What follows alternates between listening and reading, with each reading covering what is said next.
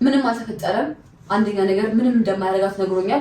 ሁለተኛ ነገር ደግሞ እቺ ልጅ ውሳኔዋ ወስና ገሰመኝ ደግሞ ማለት ነው ወይ ካንተ ጋር ትቀጥላለች ወይ ከሱ ጋር ትቀጥላለች። ይሄ ሁሉ በቃ ይበቃናል።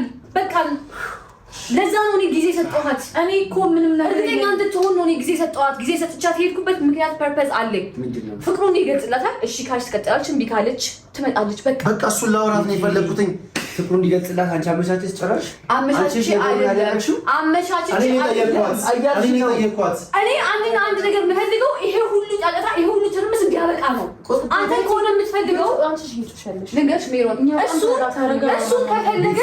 ከፈለገች በጣም ተረጋግተን ነው እያወራን ያለነው። ጫጫታ አይፈልግሽ አንቺ መረጋጋታችሁ ጥሩ ነው። ሃይማ አንተ ነገር ልንገርሽ አንተ ወንድ ነህ።